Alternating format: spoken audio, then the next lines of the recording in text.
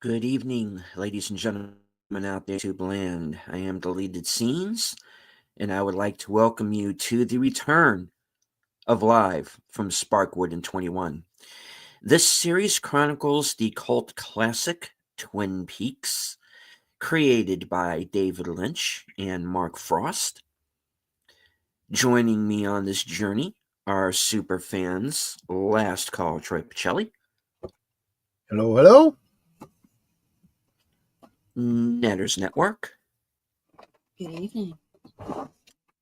And Aged Boomer. Flappy is dead, okay? He's dead. Can I go now? Oh, gosh. What? I mean, come on. It just hit me recently. He's not coming back, and it's messed up, and nobody cares. I mean, he's a bird. So what? Doesn't make him any less of a person. Even if he hadn't, it does. It makes him a bird. I hate to sound like Ben Shapiro, but let me point out the obvious here. I mean, what is a bird's lifespan? What? What is a bird's lifespan? I don't know, but his was too short regardless, man. That is true, but the fact is that even if he hadn't had such a tragic life, he still wouldn't be with us now, so, I don't know. There are all sorts of medical breakthroughs happening all the time. You know what? Okay. In avian medicine? You know something?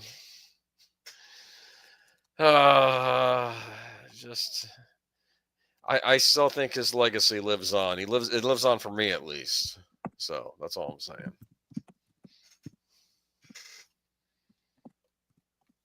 Any thoughts, Steven? He's like, I didn't think we were going to be going this way. Fine. Well, no, because Twin Peaks memories have nothing to do with Flappy. I understand that. He was only in every episode of the original series. That is true. You could not have. It is not Twin Peaks without Flappy. I mean, okay.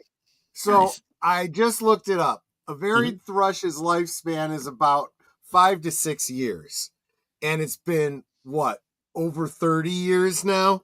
Okay. So I think that even if he hadn't had his drug-addled life cut short by a year or two, he still would not be with us today. He loved more in those 5 to 6 years than most humans do in a lifetime. I'm just gonna say. All right. Yeah, but from what I hear, he had a high count. That's true. There may be other Flappy Juniors out there. Maybe there's hope still, right? Very possibly, yes. I do want to start off by saying hello to everyone currently joining us at present on X. I can't see you, but I know that you're there. Please hit the like, share out the stream, and if you are new to my channel or any of our channels, please feel free to subscribe. I am at present, I think, like 45 subs away from 5,000. Hoping to hit that goal very soon. Wow, there you go. All right, very lucky. All right. I also do want to say hello to everyone joining us here in the chat. First one here was channel member JPRPH1. I would also like to thank Ruby Hoove for sending the $2 super chat over on Troy's side. Have a great evening. We'll watch later. Right? Yep. Ruby Hoove is one of the good ones. It's like almost every stream I'm getting a gifted membership from Ruby Hoove, which I just think is just so wonderful. Now, it also makes a lot of work for me because then I have to go and change my closing credits every week. But that's okay. It's totally worth it. One of my most recent channel members, Space Fraggle. Yep. Well, Let's find Space out. Fraggle, who, from what I Yeah. understand, he hates his family because he received his Star Wars Holiday Special DVD from me, and he showed it to them, and I'm like, do you want to get like disinherited or something? You rotten bastard. Yeah. All right. It's a thing. See, thank you. $10. He says, love the Star Wars Holiday Special DVD, Troy. The production effort makes it a true collector's item in my Star Wars collection. You see, that's exactly what I was going for. And there is a handful of people who get those every year. I sent one to Mike last year. I sent one to Michael French over at Retro Blasting because he actually joined us for the viewing that last year. Sent one to So he decided to make himself, multiple times over. Yeah, exactly. Sent one to Greg over at Fanzine, who the year before that joined us for the rewatch. And of course, he's big on the physical media and preservation of media. And sent one to Big Al the year before that when he joined me. So every year somebody is getting those to just keep the holiday special alive. And if anything ever happens to this channel, you guys all have your copies. You can go out and do your own watch parties every If year. anything happens to Troy, I'll know why. Yeah, Mrs. Pacelli, is there anybody that might want to do harm to your husband? Well, let me see. The list grows every year with the number of holiday special DVDs he sends out. So yeah, I would say so.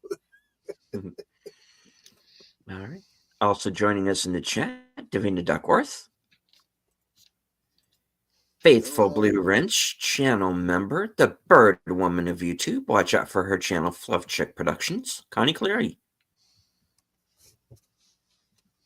All right. Davina has a question. Did Twin Peaks have a larger viewership than Lost? Ooh. No. Well, I don't know, but I wonder if I could find that out. No. I would think not.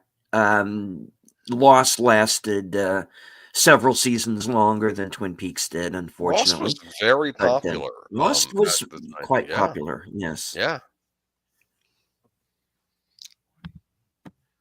No Twin Peaks without Flappy. Certainly not. What's the big TV now? I guess it's all that Taylor Sheridan stuff. Yeah, well, see, Yellowstone. This is where it gets a little challenging because nowadays so many shows are the must-watch shows aren't even on network television anymore. They're on streaming services, and that in and of itself limits their viewership because not everyone has access to everything. I have my Google food and found some. Go for the it. The original Twin Peaks series had a higher viewership than the first season of Lost, but Lost viewership increased in later seasons. That makes sense. Keep in mind, too, it was a number of years between Twin Peaks and Lost, so you had more viewers in general in the population. True.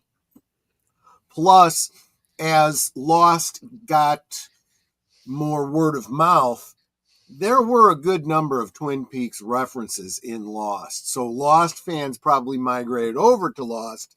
So you had some cross-pollination there. But as I was doing my Google foo, I came up with a tangentially related statistic that kind of speaks to the point I was talking about with streaming. Remember the Return, the Showtime limited series in 2017. That was a streaming series, right? It was exclusive to Showtime. Mm-hmm. So the original Twin Peaks series had a larger viewership than the 2017 Showtime revival. The original had 34.6 million viewers for its 2-hour pilot in 1990, but the revival averaged around 372,000 viewers per episode. However, when factoring in streaming and on-demand viewing, the revivals average viewership increased to around 2 million per episode. But that's still well short of the viewership of Twin Peaks. Plus, I don't think they've taken into account physical media, the high seas, other ways that people view this stuff. This is what I say about streaming. You're limiting your audience. You're even limiting your ability to find out how popular it is with your audience. So, yeah, anyway. So, I hope you feel like you got your your question answered there, Davina. Indeed.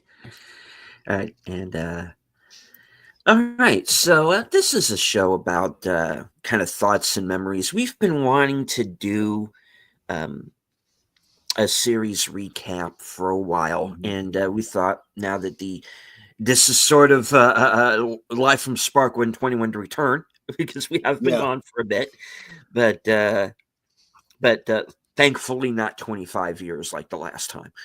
And thankfully not limited to a Showtime limited series. This is going out on all of our YouTube channels. It'll be backed up to other locations, and you can watch it anytime you want for free. Free as me. Hello, little brother. Lee Arvin is in the house. Good to see you. There you go. Welcome. Right. You got my link. Good to see you. All right. Let's see. Davina says, I remember channel started rebroadcasting Twin Peaks in the 2000s. So that's right. This, you may not have been with us when I shared, and I don't even remember when during this, the first part of Live from Sparkwood and 21, I did share this, that I did not watch Twin Peaks when it first aired. Its original first season aired. It wasn't until after the season had ended and I was hearing all the, talk about it and whatnot, and I started to get really, really curious.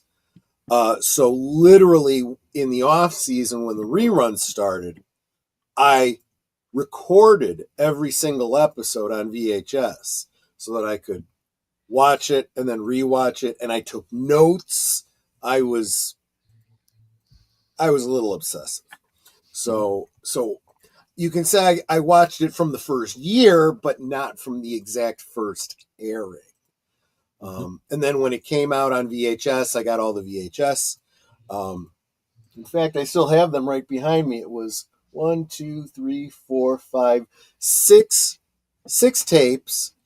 That does not include the pilot for rights reasons. The distribution company that put out the VHSs of the original series did not have the rights to the pilot. The pilot was tied up in a different distribution company because they had the rights to release the international film version of the pilot. So this is something that has happened for many, many shows here in the U.S. We'll do a 2-hour pilot here in the States, and it will be brought. It'll be sent to other countries to be shown cinematically. With a definitive ending, and that was what happened with this. So if you go out and you find the international version of the Twin Peaks pilot, there's this ending that solves the mystery, so to speak. And it's not continuity with the rest of the show, except for the fact that the footage that they used to end the international version ends up being used in the following episode for Dale Cooper's dream, with the dancing man and the no, I'm sorry, I take that back. Well, yes, a little bit of the dream sequence for that, but the whole thing of tracking down Bob and the Fire Walk with Me bit and all of that, it's complicated. simply put, because I worked at a video store, I was also able to get a hold of. Oh, wonderful! Thank you so Great. much. Thank you, MC. Yeah, it's Welcome to awesome the to see show. you here. So I was able to get an advanced copy of the theatrical, international version. So in my mind, it was like I had the pilot and the series. And if you watch the pilot, the international film up to a certain point, that's basically where it cuts off for the TV airing. But then, of course, I've gotten every DVD since then. I've actually got the series like 4 times in I guess that's 3 different mediums. So anyway, yeah, the word fan is short for fanatic. So I kind of live that out. Hmm. Well, I fell down quite a rabbit hole myself. I was in high school Uh-huh. when the show first aired, and I was also um, part of the drama club at the time. And because even then, I want to be an actor, father. Yeah, just get a backup profession like, the Air Force. And, that was basically my life. To be line. Yeah, that was basically me. In Klingon is Tachbe, Yeah. which means to exist not. So basically, I was kind of dabbling in independent film at the time because that's when the independent films were kind of starting to come into their own. Right. And so I know who David Lynch was already because of course, I had seen Dune, The Elephant Man, Blue Velvet. I'm not sure if I like seen it straight through, but I was aware of it. And this was of course before Wild at Heart because I don't think that had been. I think that was between seasons, but I was one of these people kind of became obsessed with the show, and uh, I I like a good mystery, and so I really got into it and trying to find all of the clues and all everybody kind of had a secret, Yeah. and it was one of those situations, like I said before, with Blade Runner, between Blade Runner and Twin Peaks. Those are the 2 worlds that I want to walk around in. And that's really how I felt about Twin Peaks, and I even got to the point where I was starting to dress like Cooper. The overcoat, I slicked back my hair, you know. I So yeah, I really I fanboyed think you out. kind of understand then, from my Yeah. point of view, why as soon as I was, because Mhm. okay, so you said you watched it when you were in high school. I was just Right, slightly much older pressure than on. you. Yeah. I had just graduated high school, Hmm. and so, but I wasn't independent yet, right? I was in college.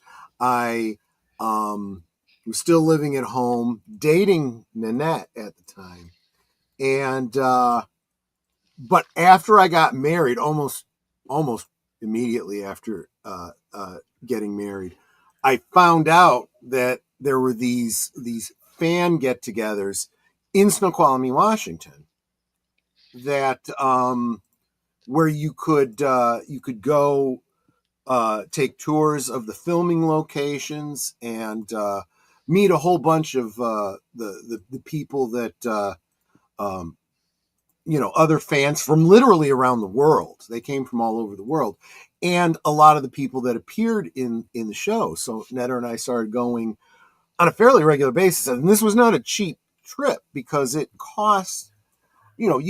we're half a continent away from, the Pacific Northwest, so we had to fly out there, get accommodations for the weekend, and then the I don't want to call it a convention. It wasn't really a convention, but the festivities themselves were costly because there was, a big dinner on the Saturday night with all the stars and whatnot, and there was you had to pay for the tour and whatnot. But honestly, totally worth it. But I gotta say, it really was like I really feel like I can say we've been to Twin Peaks, and I showed you on one of the previous streams. Netter and I are in the yearbook. The what was it? Class of '89. Class of '89 would have been the year that Laura and Bobby and Mike and all of them graduated, and Donna, and Netter and I are in there, and a bunch of other fans had our pictures put into the log roller was their yearbook. So we've got a picture or we've got a 1980 a class of '89 high school yearbook that we're in from when we attended Twin Peaks High. And there are actual high school High school pictures, yeah. Mm-hmm. Yeah. That's awesome. Yeah, we're pretty crazy that way. I said fanatic, Yeah, but I mean, with me, the fanaticism, for lack of a better term, I don't like using fanaticism, but I get it. With me, it got to the point of dressing like a character. I was literally in life. I was literally cosplaying Cooper, and I also, but you got to take that extra step in the fact that you got to go to the conventions, that you got to meet the actors and the filmmakers, you got to go to the locations, So that's why I'm really glad that we were able to do this show together, because that way everything is covered. I looked at it as the guy who watched the show every week. And those of you who are with us while we were doing the season 3 episodes, I was watching those for the first time because in 2017 I didn't have Showtime, so I missed it the first time around. Yeah, and that's why it's good to have physical media. So that's another reason. It's exactly right. I see MC's comment. I have never seen this Tarantino take on Fire Walk with Me. I'm going to have to see if I can find it because I'd really be interested to hear what he has to say about it. He's a bit of an auteur, similar but different to David Lynch. So if he's kind of, But he's never worked in television, except he did direct an episode of CSI. And NDR. Oh, okay. Oh, yeah. And he keeps telling us there's going to be a Bounty Law series, but that hasn't materialized yet. But in fairness, he was talking about Fire Walk with Me, which was a film. So yeah. I haven't heard what he said. It doesn't surprise me. I don't think the movie would be his cup of tea. Maybe he saw the series and thought it told the story. I don't know. But I could see him in good natured, taking a poke at it because he likes to riff, But the thing about Twin Peaks, and I think bringing up Fire Walk with Me is a great way to segue into this. You were talking about the mystery of it, right? Trying to solve the mystery, looking for the clues. In a way, though, it's a meta mystery too, because we're also dealing with David Lynch and the way he does, his storytelling.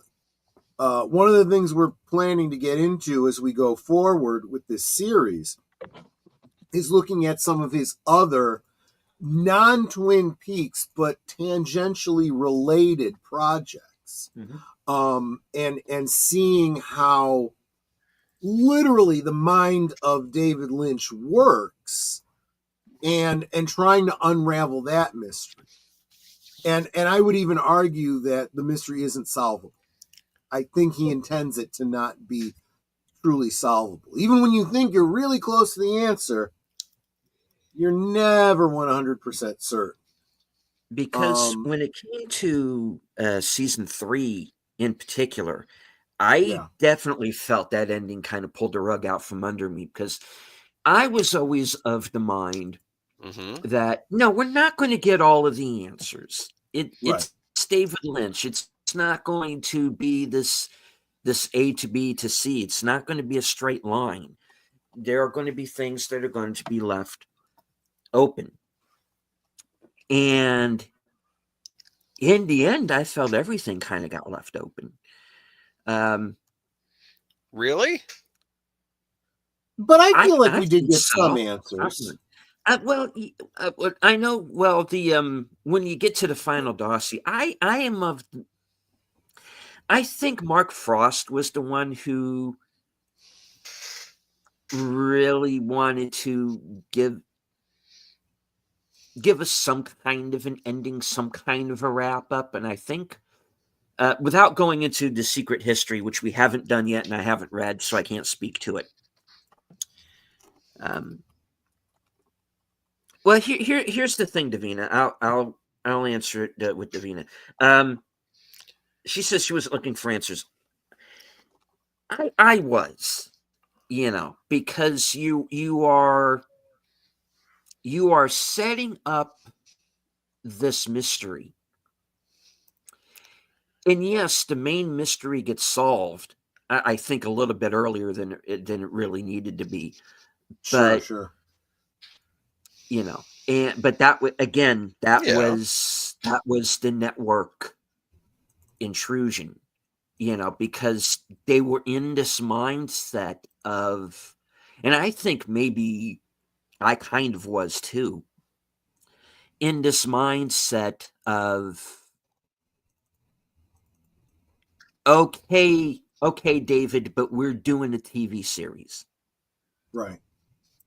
We're not doing an experimental abstract art film. We're doing a series. So you have these two diametrically opposed thought processes clashing against one another, Lynch and the network, with Mark Frost kind of in the middle, I think, being the go-between in a lot of who ways. has, who has the, it's like that line in Spinal Tap, it's, well, David's the fire and Nigel's the ice and I'm the lukewarm water, Yeah, exactly.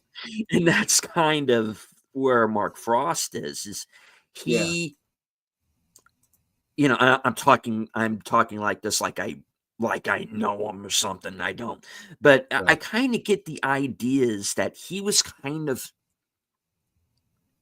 maybe the buffer between Lynch and the network. It's like, like, okay, they're going to go to Lynch. They're going to upset him. He'll leave in a huff. And then Mark Frost will come into the room and say, hey, you know what? Come into my office. We'll talk about it, and he'll be the one who will do the negotiation. That's the idea that I always had. And when you look at the fact that how much of the, I don't know what to call it, the extraneous material, the tapes and the books and the what, Diary of Laura Palmer. Yeah. Oh, yeah. This was most, well, that's an example. The Diary of Laura Palmer was written by Jennifer Lynch, but she did tell us that she had a lot of input from not only her father but Mark Frost as well. And of course, Mark Frost wrote the the Secret History of Twin Peaks, the Final Dossier. Those were his. So he had this way of, how do you want to say it? Getting the story into like you got a medication, you got a pill, right? And you gotta pack it down into those little gel caps, right? He would take the story and put it into that little gel cap so that you could swallow it, and actually make use out of it, whereas David's the crazy alchemist, coming up with all the chemistry. Well, that doesn't really, translate to curing my curiosity. That's kind of my take on it. Davina says, I thought Twin Peaks The Return took a lot of risks, but it was a difficult watch. Yeah, in places, because again, going back to probably my chief criticism of season 3 was that I felt it kind of went off on these tangents. Like Dougie? I think it. Well, no, not.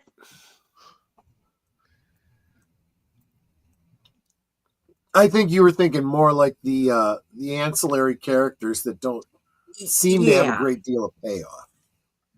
Because you have these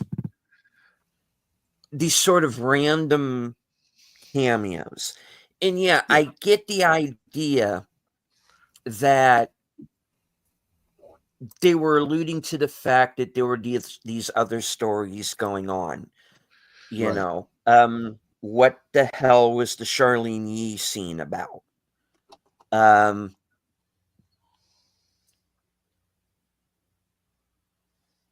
You have characters bringing up other characters that we never see. You have these cameos where you go, hey, there's Richard Chamberlain. And then hi, I'm Bob Simmons. And then he's gone. So it was the cameos by characters that weren't even on the original show, and you have these name actors popping in. Is that what you're saying? And it was distracting to me. So my take on that, and I get that. I think that's absolutely a valid. I kind of take, so going back to what we were saying before about the difference between David and Mark is that, Mark being more the storyteller that, communicates it to the audience, and David being the more abstract type who, throws out all the pretty colors and says, you figure it out. Somewhere in the middle is the sweet spot for the fans, right? And I do feel that the return is way more to the David side than to the Mark side. I would compare David's literary and storytelling style to what's that? I forget who the artist is. The Sunday Afternoon on the Island of Le Grand Jeté. That picture. Most Americans know the picture from that scene in Ferris Bueller's Day Off. It's all the people, on the shoreline with the bustle dresses and the and if you look at it closer and closer and closer, you realize that it's all made up of little dots. Oh. If you get close enough, it's all just a swarm of dots that make zero sense, and you got to pull back farther and farther and farther to see any portion of the picture, and then if you pull back far enough, you see the whole picture. And I feel like that's what, those scenes, for example, at the Roadhouse, where you're seeing all these characters that they do relate to the main story. They have some connection to those characters, if only because they're mentioning somebody who's involved in this situation, who knows whatever. It's like looking at those little granular dots, and trying to suss out, is this part of somebody's dress, or is this part of the parasol, or is this the grass? You don't know, until you, like for me, have watched the series over and over and over again. You start to understand who these characters are. You recognize them by name. Oh, that person worked with so and so, who is a friend of or dating so and so, whom I actually know. You know what I mean? So I just think that's David's style. You can look at it as style for style's sake and just say, well, he's creating a world, and I don't really need all that detail in order to understand, the story I want to focus on. But I don't know. I feel like sometimes he has a way of using those apparently extraneous elements to leave the seed of story that may not mean anything at the time, but then when you go back to it, you go, wait a minute. I mean, I've had a lot of instances like that as I've watched Twin Peaks over the years. Let's just go to the first 2 seasons, right? Which was a fairly linear storytelling, right? We start, what is it, February of was it 89, I think it was, or something like that. And it's only a couple of weeks that the first season represents, and then a few more weeks, or maybe it's the following year. It can't even be a following year. It's later that year for the second season. And then when you see Fire Walk with Me, you're jumping back in time to just before all of that, overlapping with the last part of Laura Palmer's Secret Diary. And suddenly, as you're watching Fire Walk with Me, you're going, oh, okay, that's how this ties in. That's how that ties in. Oh, that little mention on this page of Laura's diary. I get that. I see what they're getting at there. And, all this kind of stuff. That's... I do want to acknowledge the chat here. We've had a few people join us. Thank Yep. you, Leah Arvin, for becoming a member. Awesome. All right. I also want to say hello to my partner in crime, the toxic gunslinger himself, the man who cannot be killed, Outlaw Bill. I will be joining Bill Thursday at 3:30 p.m. Eastern for Action Theater, and we will be watching Taylor Sheridan's Wind River. Interesting. Starring Jeremy Renner, Elizabeth Olsen, and you Yellowstone fans, you're going to recognize a few of the other faces. So I saw that movie. I remember now. It's like a bit of a whodunit in a way, right? It is, yeah. Yeah. Okay. Kind of a modern day Western / whodunit. Yeah. Yeah, I would call it a Western. Sure. Yeah. Indeed. Of course, Big Al presents. Al has a video out right now where he reviews both of the Den of Thieves movies. So check that out. And I am going to be joining Al this Friday for a special Films with Friends, starting at a new time, 7 p.m. Because we are watching Ice Station Zebra, and that's a near 3-hour film. And so we're starting a little bit earlier. So check us out there, 7 p.m. Friday. And hello to Geek Flag. Good to see you, sir. My biggest problem with season 3 is I don't get a sense that David Lynch had a clear vision. It was almost as if he had ideas and he just filmed them. Yeah. That was kind of the main issue that I had. And I thought that the time that was spent on the cameos, on these sort of satellite characters, you had an episode called Let's Rock where absolutely nothing happens for an hour. Kind of true. In my opinion. I think that's the worst, hands down, episode, not only of the season, but of the show, especially when you were coming off of the episode that came before it that, did answer a lot of questions. It raised some too, of course, but yeah, I mean, Let me understand, give I'm you an not ripping example. on the show as a whole.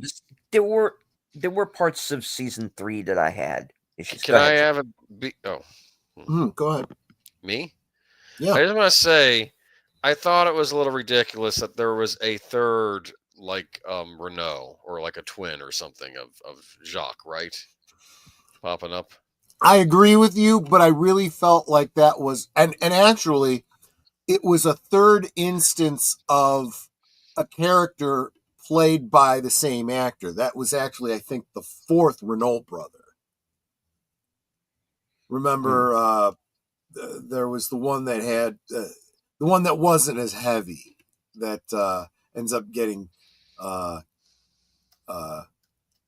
Gosh, I'm trying to remember what happened to him. Was he All right, killed by? we have Bernard, What who's happened? killed in season 1, Right. ostensibly by Leo, even though we never see it. Right.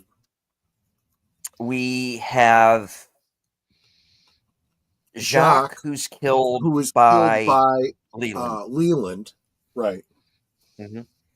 We have the older brother, whose name escapes me at the moment. He's played by Michael Parks, who's shot by Cooper in season 2. That's right. That's right. And now we have the fourth brother, where you have Walter Olkowitz coming back, right, and playing this.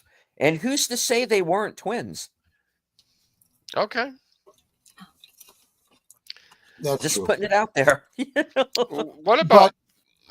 Sorry. Well, I was just going to say, as an example to what Deleted was talking about, and this isn't related to the return, but it's going back to Fire Walk with Me again. It was the whole thing about Judy, right? I feel like when he originally introduced the concept of Judy, well, actually, this isn't even a feel like. This is, I've read the behind the scenes and some of the original concepts. Judy, what they had intended when they put those lines in for David Bowie in Fire Walk with Me, and what Judy ended up becoming were two very different things. So I do feel like he does cast a wide net, and he sees what sticks, and sometimes he changes his mind after the fact. Honestly, though, what writer doesn't do that? George Lucas did the same thing. Despite what people think, the idea of Darth Vader being his father and Princess Leia being Luke's sister was not in his original thought pattern, and he didn't even decide on that until he decided the father thing for Empire Strikes Back. He decided the sister thing for Return of the Jedi. He had a completely different plan, and he changed it as he went. So I would argue that, yes, you're probably right. He doesn't have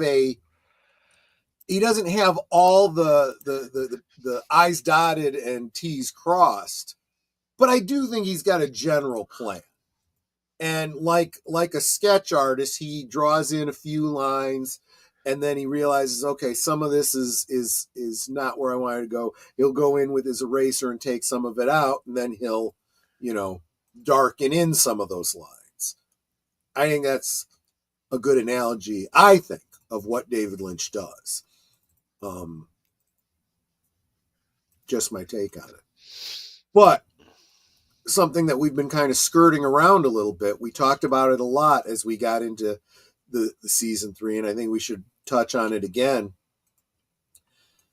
Season 3 tends to put a pretty fine point on something that is barely alluded to in the first 2 seasons, but seems very obvious by the third season. And that's the concept of how much of this narrative is meant to be taken literally and how much of it should we consider to just be a dream, as if this whole story is taking place in somebody's dream world, or maybe it's a collective unconscious of more than one person's dreams. Interesting. If you look at all the so-called weirdness of this Lynch verse and apply dream logic to it, suddenly seems a little bit more reasonable. You know, you got these weird events that don't seem to make any sense, but make sense to somebody within the narrative. Suddenly you got a portal in the sky trying to suck you in. And you find yourself in another place with red drapes and a dancing dwarf and, you know, people talking backwards. Honestly, I could totally see that kind of stuff happening in a dream. And gangsters having prophetic dreams of cherry pie. Right, exactly. And cherry pie saves the world, basically. That's what I got from that. Honestly, that's not that outrageous. Cherry pie is a good thing. It really If people is. would just have a piece of cherry pie, there would be less conflict in the world, right? Probably. So we did talk about, and I hope, MC, now that you're here, maybe you go back and you watch some of the previous streams that we've done. Most of the previous streams were commentaries over episodes and the films. So you might have to have your own copies if you want to use us as a like a narrative DVD extra. But we get into some of these interpretations, like, for example, looking at, and especially since I was just talking about the whole Judy / Zhao Day thing, right? So the return kind of covers this, but then the secret history and to some degree the final dossier touches on this too, as it goes into the timeline of Twin Peaks and whatnot, going back to 3000 BC, the earliest Sumerian myths of the Utuku, including Zhao Day and Baal, date to this time period. So Zhao Day is the Mesopotamian female goddess who is supposed to be the analog to, or the mate to, Baal, who by, you know, all Judeo-Christian, you know, understanding is a demon. Definitely one of the big ones. If it's not the devil, it's, you know, definitely one of the arch devils, right? And Zhao Day is right up there with him. And when we see that jump back in time to the Trinity testing, right? And it's either opening a portal or outright creating this figure that belches forth all of these, you know, all this sputum, including one of them being an orb that contains Bob. You know, yeah, you could argue that if that entity is Judy, right, then Bob is a spawn of Judy, right? The I don't know, the Antichrist or a demon of some kind or whatever. Were there other Bobs out there, though? That is an excellent question. That is something I have thought about. I don't have an answer for you, but doesn't it seem reasonable? Mm-hmm. Since you see, you know, so much coming out in that scene. But then again, you also have the firemen, right? when Bob comes into existence, he creates an antithesis, something to defeat Bob, and that is the entity of, or the golden orb of, Laura, right? So, oh, you haven't seen The Return. Oh, okay. Well, you know what? When you do, maybe go back and, I mean, I would encourage you to watch it straight through. Just watch it and then, sit there and do kind of what Deleted Scenes did. Go, the hell did I just watch? Yeah. Yeah. And don't get me wrong. I don't want to, despite the fact that I have some reservations when it comes to The Return. That doesn't mean I'm telling anybody don't watch it.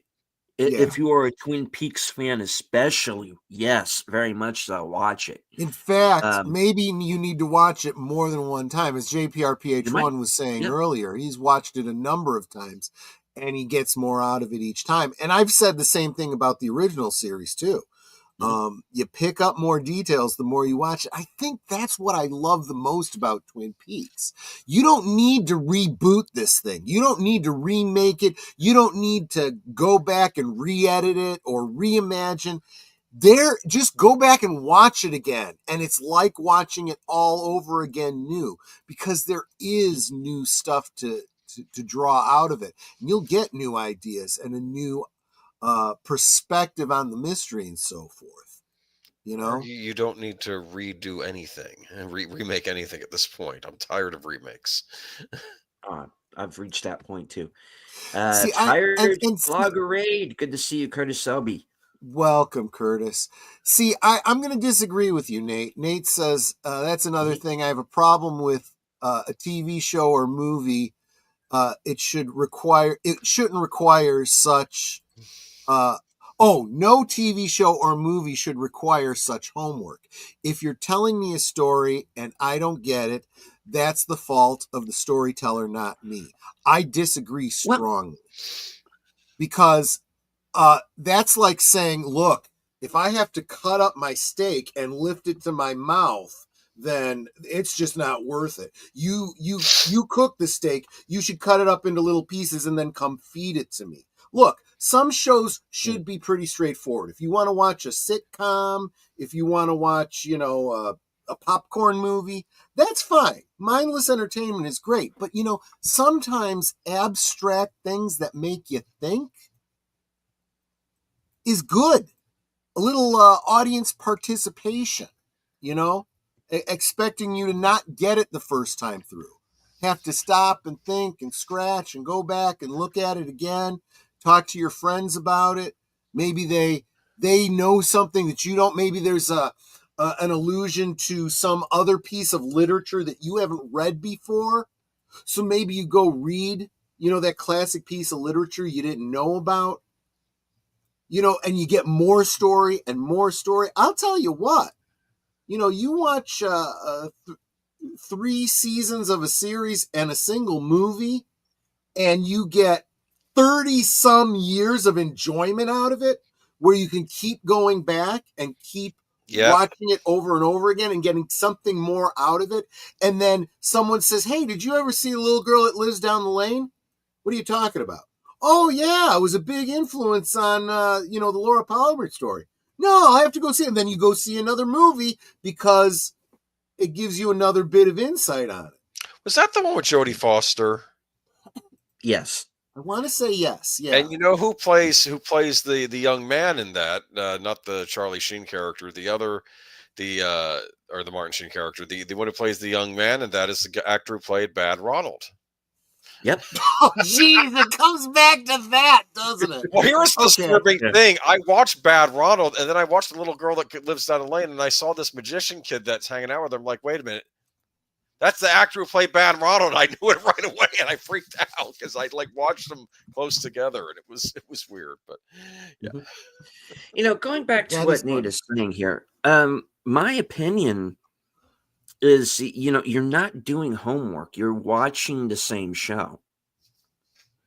This isn't well, like with the Marvel movies now, like let's say for example, uh the Doctor Strange sequel, which was really a sequel to WandaVision. Yes. And if you don't watch WandaVision, you're going to be lost. I didn't feel watching the season 3 of Twin Peaks like I was lost. Yeah. I did Lots of feel different like I shows. was, yeah, Yeah. Yeah, because it's you you are watching the same show. I mean, the only real quote unquote homework would be Fire Walk with Me. Yeah. Because the way I see the books, and let's say for example the books are just augmenting what you're seeing on screen. The fan films are what ifs. In a way, That's the the way I fan see it. films are kind of like what you and I are doing Yeah. right now. Fans sharing their thoughts, their theories, their impressions, Mhm. and I do think that is part of it, and let's face it, I think even the fan filmmakers will, if something else comes out, that, if we get another season, for example, and it kind of countermands everything they did, they're like, well, I guess my theory was wrong. Let's start over again, Mhm. and that's kind of part of the You know, fun too, right? my theories were certainly off base, but Not in all the of them end, though. um, Not all of them though. You were on to some of it. Well, some of it, Yeah. where it counted, maybe not so much. Yeah. did you imagine what was going to happen with Audrey Horne? I still don't know what happened with Audrey. Well, that's fair. Yeah. that's. But it's like you said when we were watching those episodes, Troy. It's the whole, well, who is the dreamer question. Right. Right. When Monica Bellucci shows up randomly into the program, but just long enough for you to go, Monica Bellucci, and she's gone. And so there you go again. But but she does they deliver go the with line that, like I said, she I does think kind of deliver implies, the important line. Yeah. So I think that that it is a figures dream, into, right? but yeah, but I mean, the first 2 seasons were grounded enough, and this is what I can't get my head around, is Mhm. that the first 2 seasons were grounded enough that I didn't look at it as I was watching a dream. Mhm. I am watching real life within the context of this show. So that it kind of recontextualizes a line that Harry has in the first season when he introduces Cooper to the Bookhouse Boys, and he says, Twin Peaks, we're away from the world and we like it that way. Some words to that effect. That's not the exact line, but something like that. I always got the idea that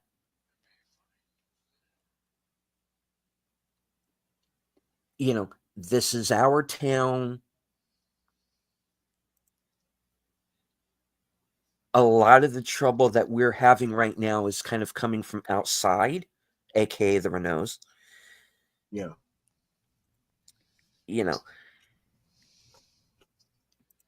That's what we're trying to stop. We're trying to stop the outside world from infecting the town. And when I was watching season 3, I felt like that happened anyway. that it was the outside world infecting the town. But if the whole thing is just a dream world possibly inside Audrey's head anyway, then all that's gone. Then you're in Tommy Westfall's snow globe at that point. I think that I don't want to think that. I think that might be putting too fine a point on it. I think that even if it is a dream, I have a hard time believing that it's Audrey's dream. Like I said, that's why I speculated the possibility that, well, maybe this is a collective unconscious where there's more than one dreamer. You know, when Monica Bellucci says, you know, this is what is the exact quote? This is like a dreamer who dreams, but who is the, I don't remember, but the important point is, who is the dreamer, right? Who is the dreamer? Now, because we're having that narrate that dream of Monica Bellucci is being described to us by David Lynch's insert character of Agent Cole, it does seem to imply that it's his dream. But, and I know I tried to get this point across during that episode, and I think I failed. So I'm going to try again, and I'm going to be real specific about it. You've got to look back at that scene with Monica Bellucci and really look at the cinematography there. There's a lot of her speaking directly into the camera, right? Now, it's because she's sitting across from Cole, you assume that she is speaking to Cole. But when she says, but who is the dreamer? He turns and looks over his shoulder, himself looking into the camera. He is now looking at you. So who is the dreamer? Cole.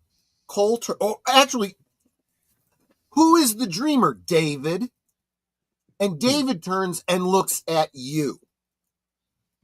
Ah! So I don't think it's Audrey who's the dreamer. I think you are the dreamer. And you're being guided in that dream by David. Steven, do you know what part of the outside world I thought infected the town in season 3?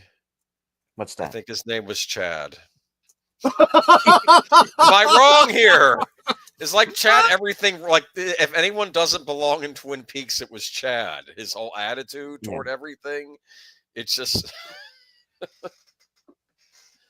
I did feel like Chad represented a certain member of the audience, less than innocent element, right? A very modern, very oh gosh, here's where a very Snyder-esque type world. You know, this grim dark, you know, gritty realism type thing that the Twin Peaks we knew was kind of holding the line against. You get that also when you see Bobby, you know, go deal with the woman, you know, in the car outside the, yeah, you know, that intrusion of that horrible real world type element. I've run into people like that. I know, right? That's the horrible thing. You think that's, oh, it's just a show. No, it's not. It's really... But I will acquiesce to this. MC says that he watched Lynch's Rabbits and never understood any of it. Sometimes you can get too surreal. I love Twin Peaks and Mulholland Drive, though. Yeah, I do feel like you get enough of a narrative in Twin Peaks and Mulholland Drive, which with you try to understand what all the weird stuff is, but there's clearly a narrative that you can follow. Stuff like rabbits is just absolute pure surrealism. It is very abstract. There is no linear story to follow there. I mean, even Eraserhead has more of a narrative storyline than rabbits.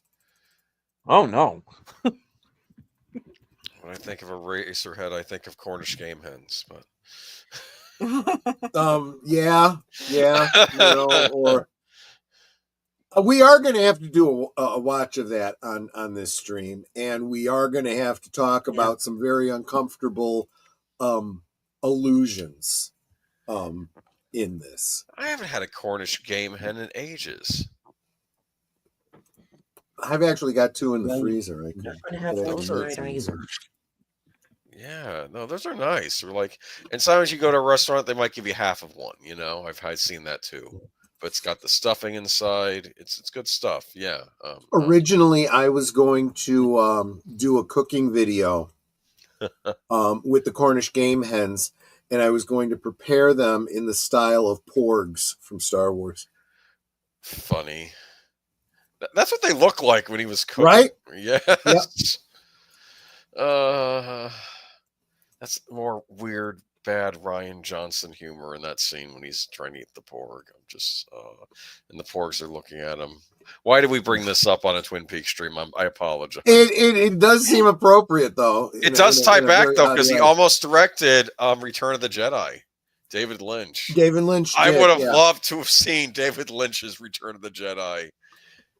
What you did? It was called Dune. Oh, well, that's true. I was thinking, what Earth in the multiverse do I have to go to find the Lynch Return of the Jedi? Right. Where he said yes. I'm just. But it's funny that he mentions the rabbits, because I do have that David Lynch's lime green box. I've got a lot of his short films on there, and some other stuff that we need to start looking at. And speaking of Mulholland Drive, there will be a watch party of Mulholland Drive in this slot sometime this year. Mm-hmm. It is not right away, though. I need time to prepare, because I have a lot of. I have watched Mulholland Drive more times, I think, definitely more times than I've watched season 3 of Twin Peaks. I may have actually watched it more times than I've watched Fire Walk with Me. I got the Criterion Blu-ray of that was recently released. That's a nice Blu-ray. I recommend. Is it? Yes. It's I don't have their Blu-ray of Mulholland Drive though. Unfortunately, I bought the regular DVD of that, but oh well. Okay. I have the Criterion DVD, but I didn't get the Blu-ray. Should have gotten it on Blu-ray. And did they preserve the fact that there are no chapter breaks in the Blu-ray? No, when it's Criterion, there ain't gonna be no chapter breaks. That's a thing that Criterion respects Lynch's wishes, and they will not put chapter breaks on the disc. That's pretty awesome. That is pretty awesome. Yeah, which drives me crazy, because I want to get to the cowboy scene in Mulholland Drive. Oh, yeah. Yeah, I'm sure it's the cowboy scene that you want to get to. Hey, sure it is. Yeah, before that, we get to the cowboy scene. Oh, don't get me started. Which tells you more than you realize on first watch. Yeah, I do want to say hello to our man from the future, Sashi.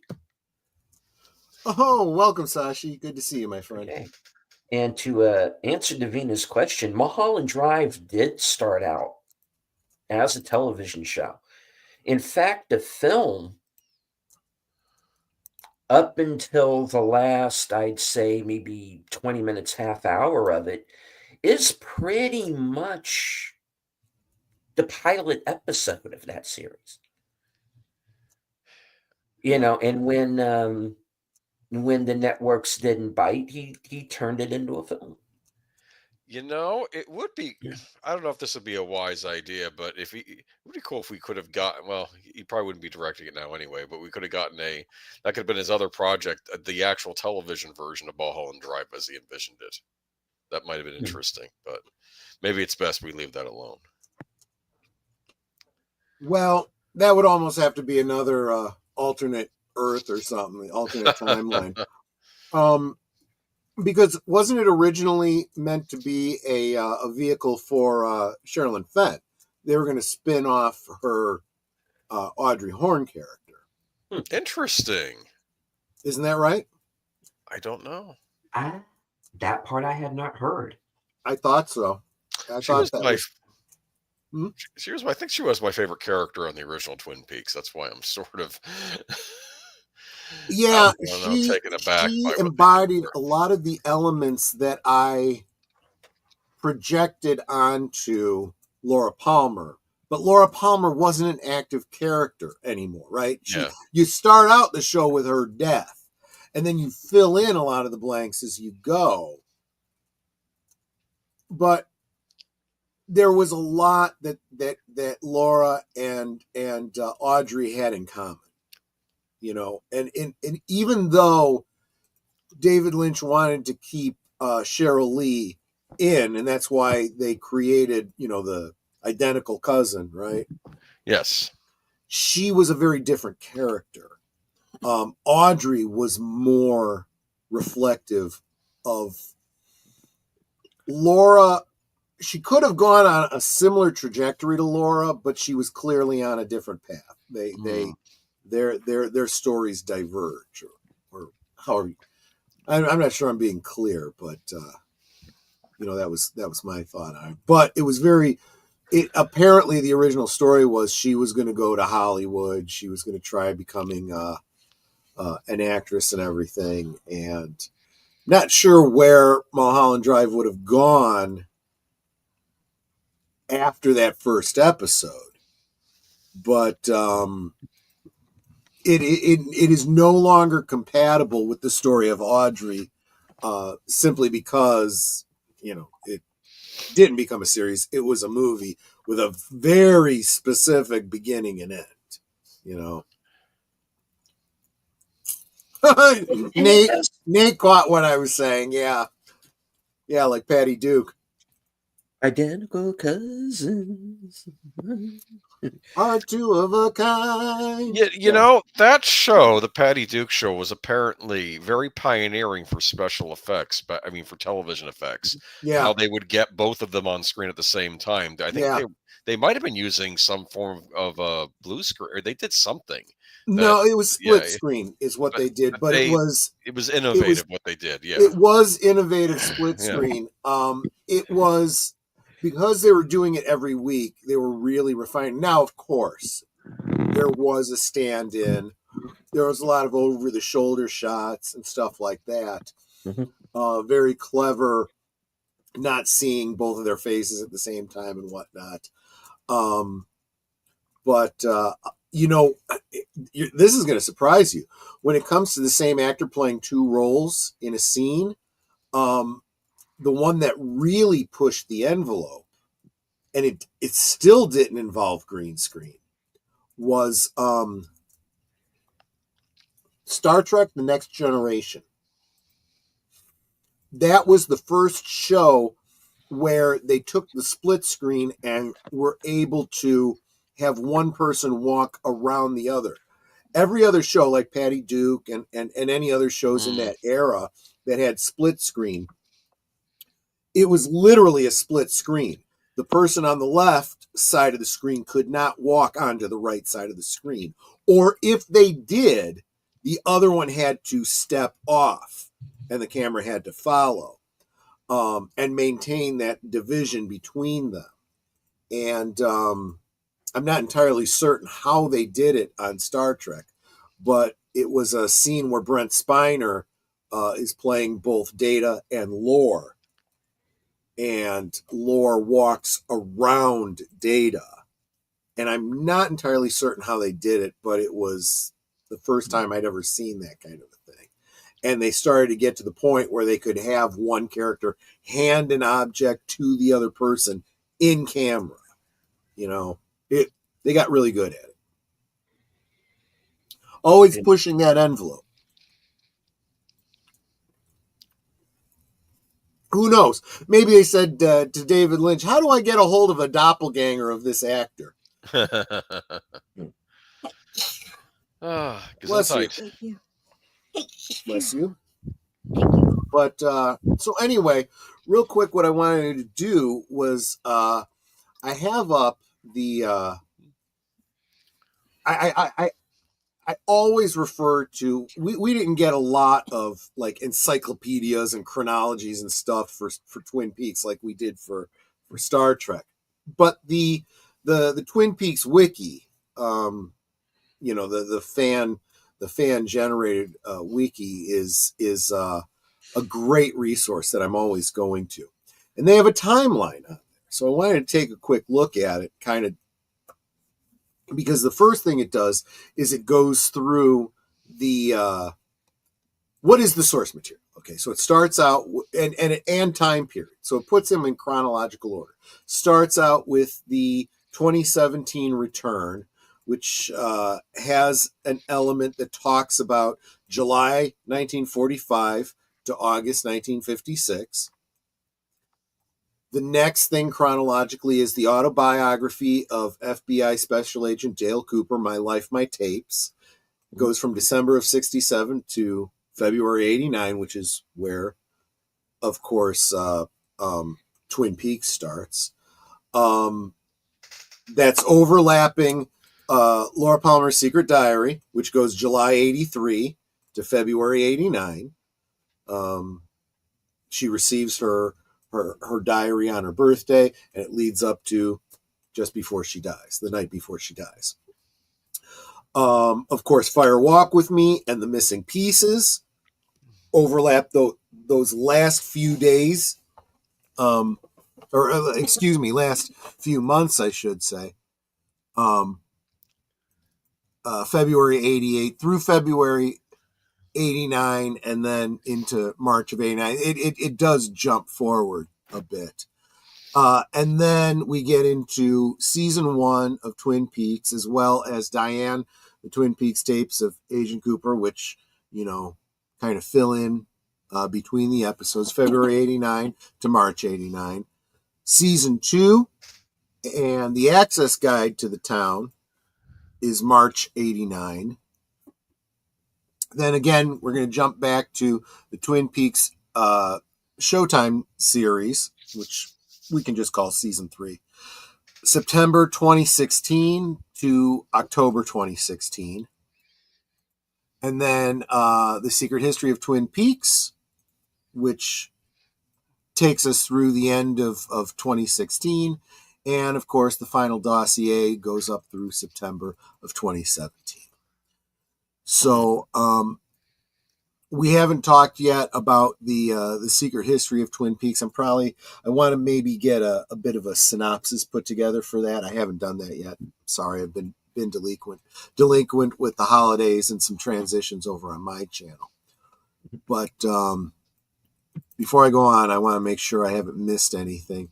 Thank you so much, Nate. He sent a $2 super chat to say, God bless you, Netter. Oh, thank you. Do you need? No, I got tissues over here. Okay. All right. Real quick, Boomer, I think this one's for you. Yes. Oh.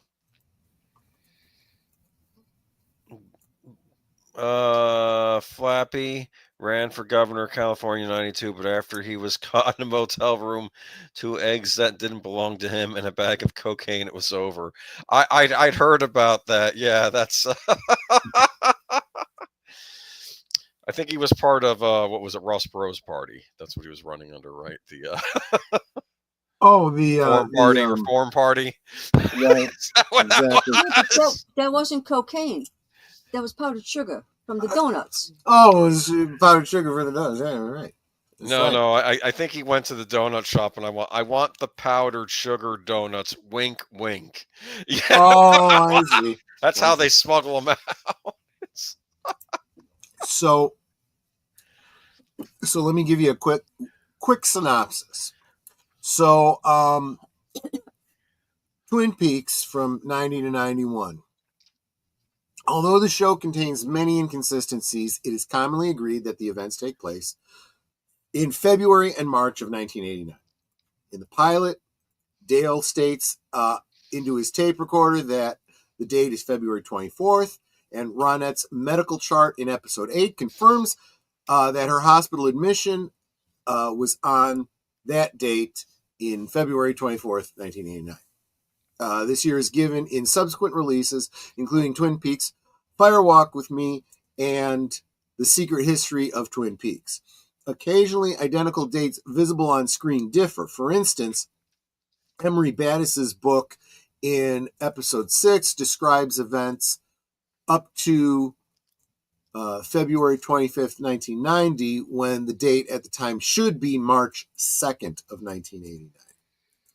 Before the original TV broadcast of episode 24, a short vignette featuring Dale Cooper summarizing recent episodes, uses the episode's air dates, Thursday, March 28, 1990, rather than the in-story date.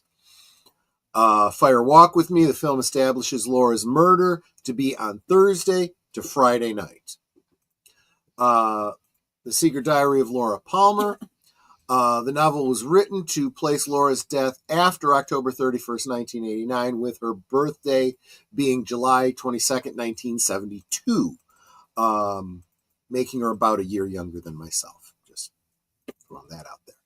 Contrary to the TV show, which places her death on February 24th, 1989, at age 17. To compensate, the dates for most events that do not otherwise conflict with the series or Fire Walk with Me are placed 1 year prior. The exceptions are 2 chapters concerning Lawrence Jacoby, which remains set in November of 88 and January of 89 for consistency with dialogue in the series, establishing that Laura started therapy 6 months ago, around August of 88. My Life, My Tapes. The account of Carolyn Earle's murder by her husband is set in 1979, contradicting dialogue in episode 17 that place it 4 years prior, around 1985. To account for this, all events in Part 5, Chapter 2, April 1978, through Part 6, Chapter 1, July 1980, are advanced forward 6 years, to 84 to 86. Access Guide to the Town. The introductory letter by Mayor Dwayne Milford is dated 1991, the actual publication year of the book itself. However, the fictional guide was apparently written in mid-March of 89. Leland Palmer's death is referenced, but not that of Josie Packard's. The Secret History of Twin Peaks. The framing story of the novel, involving the recovery of the archivist's dossier, is set in July and August of 2016. However, the sequel, The Final Dossier, indicates the dossier was discovered after the events of the limited series, placing it in October 2016 or later. Twin Peaks: The Return, 2017. The current dating scheme originates from dialogue in Part 9, which indicates that the date in Twin Peaks, South Dakota, and Las Vegas is September 29th, as the events surrounding Dale Cooper in Las Vegas cover only a few consecutive days. This allows for a reasonable extrapolation of most scenes to a particular date. In Part 3, the date of Cooper's car crash is 9/22, although this may be an oversight. In another possible error, Lucky 7 Insurance appears to be open for business on 7 consecutive dates, September 26th to October 2nd. Actually, having worked in insurance, that would not necessarily surprise me. The year is not stated in the series, other than indications of 25 years after the events of the original series. Twin Peaks: The Final Dossier establishes the year as 2016. Actually, 27 years and 7 months later, although this contradicts the date of Hastings' arrest, September 23rd, being stated as a Saturday. The Search for the Zone tie-in website indicates that Hastings last updated last updated his blog in November 2015 and implies that he had gone missing by this time. It is unclear to what degree the events taking place in and around Twin Peaks are concurrent with those involving Dale Cooper and the doppelganger and even other Twin Peaks scenes. For example, the Great Northern Hotel key mailed by Jade in Part 5 arrives in town at some point during Part 7, which is set contemporaneously. If set contemporaneously, would require a transit time of less than a day. Andy Brennan's watch in Part 7 shows the date is the 10th, possibly September 10th. So those are some of the temporal inconsistencies. I am very okay with presuming that those are all just, editing errors or, oversights. But given the wibbly wobbly, timey wimey nature of Twin Peaks as we see it in The Return, you could make an argument that time operates a little bit differently, and inconsistencies could be chalked up to, shenanigans in the timeline. Shenanigans? Yes. Yes. Because you can't say they're up to Bennigans, because that would be something different. Well, yeah, exactly. He's trying to be funny, folks. It's fine.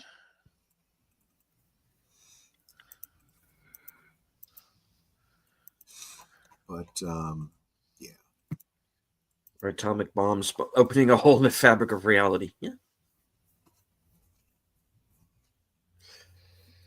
And Kopla, to our resident Klingon, Mark Malikoff. Good to see you, sir. No connect. I don't know. David Lynch has a lot of cool videos where he talks about stories, though, like that one about Return of the Jedi, though. Have you seen those? Yeah. Yeah, I have. Yeah. I feel like he I think he thought it wasn't really exactly his cup of tea. So well, he basically said, look, he's not picking on George. He says, George does his thing. I do my thing. It's just that his thing is not the thing I do. That's what he was basically saying. Yeah. He was basically saying he was wrong for the movie. That's what he thought, which I guess he was right in some respects, but we might have seen a dancing Ewok, Yeah, exactly. You never know. And then Chewbacca would have had a saxophone and started playing music of the dancing Ewok. I mean, I wouldn't be surprised. That would be very. No, I honestly, I think that David Lynch, he did do Dune. That was another writer's piece of work. He told the basic story. He just put some of his own little embellishments on it. That weird little girl in that. Right. The Cuisar Satarak. Kwisatz Haderach. Yeah. Whatever it was. I can't pronounce half the stuff in that universe. Let's be honest here. Oh, I can't pronounce that either. Don't feel bad. Oh, but there's your tie-in, right? Because Alia, the little girl, was played by Alicia Witt, who, of course, was in Twin Peaks. I mean, I usually say, Cuisinart's got a hat, so, the Cuisinart's got a hat, yeah. Cuisinart's hat rack.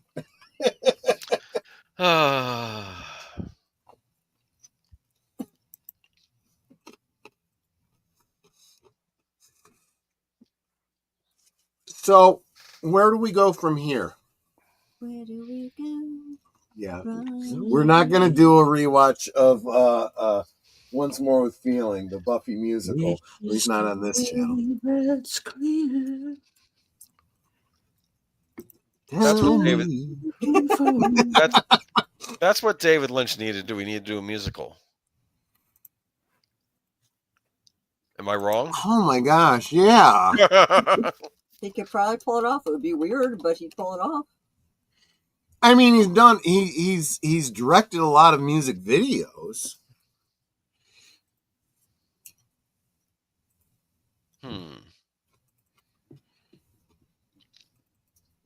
He's done a lot of work with Krista Bell. I could kind of see that.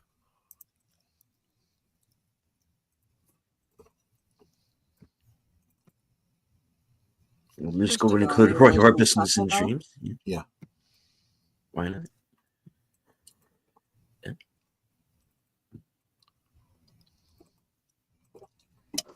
Yeah. All right. Well, any final thoughts before we start wrapping the show up?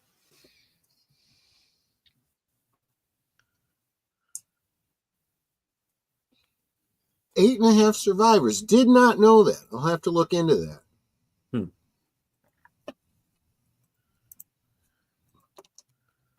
It's a side conversation. That Krista Bell was in a swing band.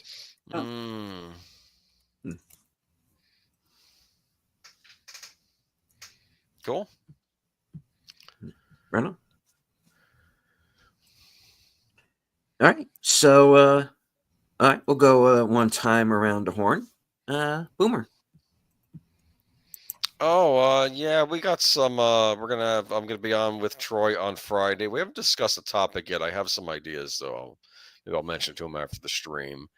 For Friday night last call, and then on Sunday will be Geeky Geezers with no Oscar announcements this week, but we will have you on the following week, I assume, because of unfortunately those horrible fires they were having out in California. But we are probably going to talk. There's a rumor going around that Nintendo may finally do the big reveal this week for the Switch 2. So we'll see if that happens. All right. Netter. Oh, let's see. Right after the stream, I will be on the last call with Troy Pacelli for the Lake 7, picking up where we left off last year. Let's see, then on Thursday, I don't have a guest, so it's going to be me and Troy just shooting the breeze. And then Friday, I'll be co-hosting on Last Call with Troy Pacelli. And Saturday, over on Netter's Network, we will be watching The Fall of the House of Usher. Mm-hmm. And then next weekend back here again. Yeah, exactly. All right, Troy. So like they were saying, right, if you stay right where you're at, right after here, you'll be auto-dramatically forwarded to Last Call Presents Blake 7, starting that back up tonight.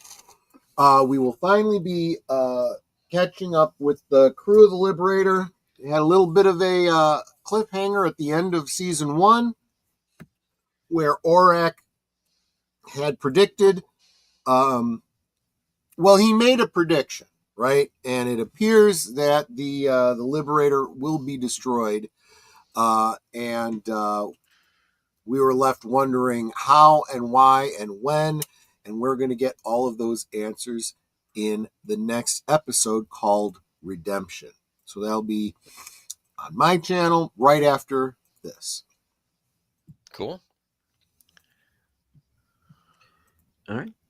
These things on back around to me. And for those of you who are watching on my channel, you will be redirected to Troy's channel for that broadcast. Okay, let's see. It is now Tuesday. So, like I said earlier, Thursday, I will be joining Outlaw Bill for Action Theater. We're going to be watching Taylor Sheridan's Wind River. That'll be at 3:30 p.m. And then, of course, there will be my Coming Attractions show, which will be at 11:30, right after Thursday Things. Friday, I will be joining Big Al Presents for Films with Friends, 7 p.m. Eastern, we will be watching Ice Station Zebra.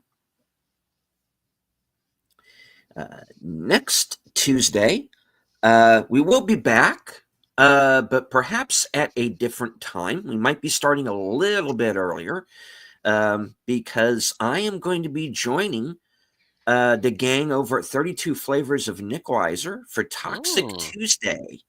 Oh, wow. And we are going to be discussing the Equalizer 3. So that'll be at, I believe, 9:35-ish. It was a good movie. It was. Yeah.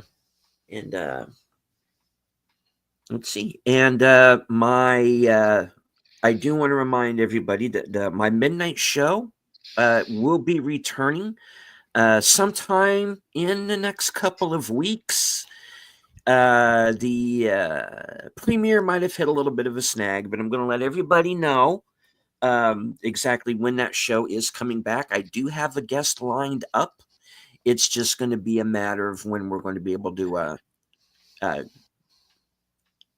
get a schedule straight to come on. But that show will return. And let's see, what else? There was one more thing. Yes, the Mystery Movie Night podcast will also return. Sin's Corner, Off the Cover, and Kyle Corwith and myself will be discussing the Mystery Movie Night selection. And that will be Tuesday, January the 28th at 7. Cool. All right. Mystery meat movie. Sorry. I think of mystery meat when I think of mystery movies. I don't know why. Just Mark Malnikoff says that's not the redemption you're looking for. And stay away from the airlocks. They have an airlock issue on that show. Definitely. You will be teleported onto an exciting future on Lake 7, indeed. Mm-hmm. All right. David Lynch used Roy Orbison's Crying in Mulholland Drive. Yes, he did. Does anyone really care about the Oscars anymore? No, but I'm going to be talking about them anyway. Because I am a pop culture channel, and it's part of it. So I will either be very happy or I will mercilessly riff it, depending on who gets nominated and who wins. Mark Malnikoff saying, just as a note, if you don't see me in your streams this week or the next, I'm okay. All hell's broken loose into lithium mines and me taking on extra stuff. Fair enough. All right. So, Annie. Oh, and thank you very much. I had always intended to take a few weeks off, not a few months, but it is coming back. I assure you. I do have one guest line up. I'm looking to talk to a couple of others here in the next few days to see if they want to come on. And when I have everything finalized, you will know. All right. Any last words before we wrap it up?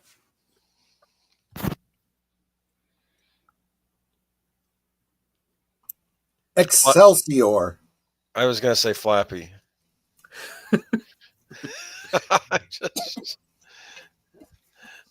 Fair enough. All hail Flappy. Justice for Flappy. Yeah, justice for Flappy. Exactly. The world was cruel to him. He was cruel to the world too. So I'm not going to say that, but There you go. Damn that bird. He didn't govern his passions as Spock always advised. True. They were his undoing. Yes. David Lynch is a mad genius, indeed. Hail Flappy. I would say, in equal measures, mad and genius. Yeah.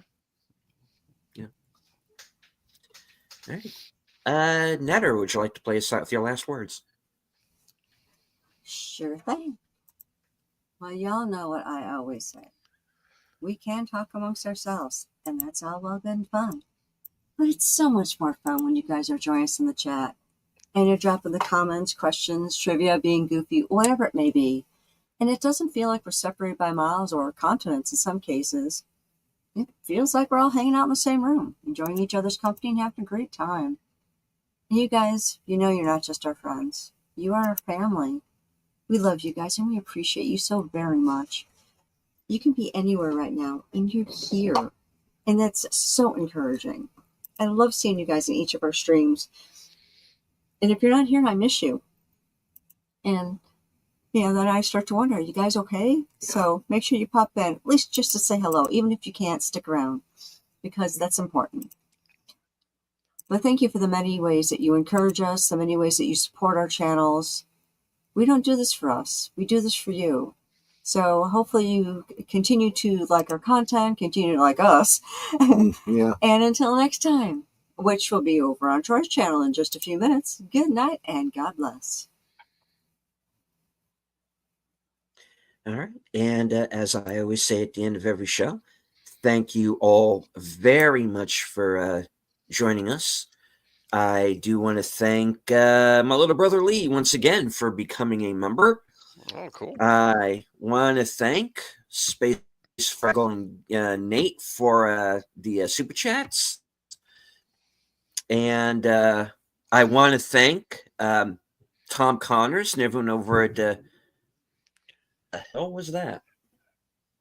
Well, you got ghosts? No, that was fireworks and or gunfire. Welcome to my neighborhood. Oh, All right. wow. Yeah. Wow. All right. And I want to thank Tom Connors and everyone at Mead for the raid. Thank you, Curtis, for the Tired Midnight Blogger raid. 84 people were watching us at one point during the course of the broadcast. So thank you all very much for joining us. We will return next week from HQ, the corner of Sparkwood and 21, in all points north, south, east, west, and beyond. Good night. Take care. Stay strong. Be safe and healthy, because this is how we win.